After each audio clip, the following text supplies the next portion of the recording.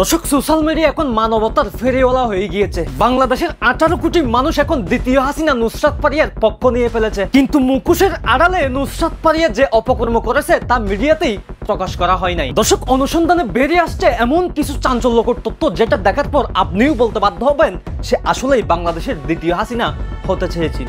প্রত্যেকটা মেয়ের মধ্যেই একটা করে হাসিনা রয়েছে।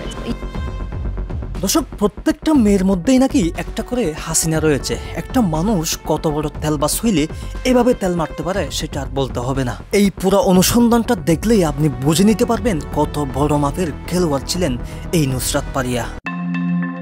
মাস্কের আড়ালে মুখোশ, নুসরাত পারিয়া ফেসিজমের রঙিন মুখ। পর্দায় তিনি ছিলেন হিরোইন, বাস্তবে এক ফেসিস্ট ক্ষমতা কাঠামোর মুখপাত্র। চেহারায় গ্ল্যামার, মুখে হাসি, কথায় আশাবাদ। কিন্তু এই মুখোশের আড়ালে লুকিয়েছিল এক ভয়ঙ্কর রাজনৈতিক নাটকের চরিত্র।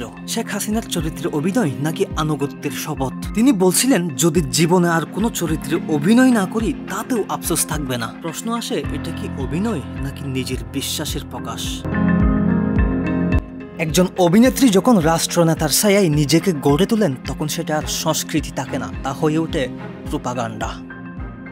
2024 দ্বাদশ সংসদ নির্বাচন। নুসরাত পারিয়া হাজির হলেন গণভবনে সংরক্ষিত নারী আসনে মনোনয়ন প্রত্যাশী হিসেবে। তখন দেশ জ্বলছে মানুষ প্রতিবাদে, ছাত্র হত্যার গুমের কবরে মানুষ আতঙ্কে।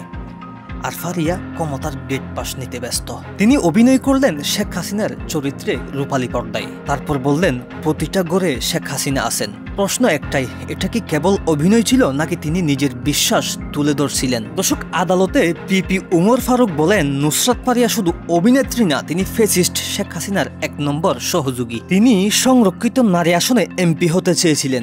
অভিনেত্রীর ছদ্মবেশে এক রাজনৈতিক এজেন্ট। এই অভিনেত্রী শুধু ফেসিস্ট রাজনীতিতে জড়িতই নন, তিনি ছিলেন অনলাইন জুয়ার শুভেচ্ছা দূত। যুব সমাজকে ধ্বংসের পথে ঠেলে দিয়েছেন নিজের জনপ্রিয়তা ব্যবহার করে। জুলাই আন্দোলনে যখন ছাত্ররা রাস্তায় ছিল তখন নুসরাত পারিয়ারা অনলাইনে গ্রুপ খুলে আন্দোলনের বিরুদ্ধে ক্যাম্পেইন চালান। শুধু তাই নয়, অভিযোগ আছে শিল্পীদের একটি অংশ শিক্ষার্থীদের গায়ে গরম পানি পর্যন্ত ঢেলেছিল। এটা কি সাধারণ শিল্পীর কাজ?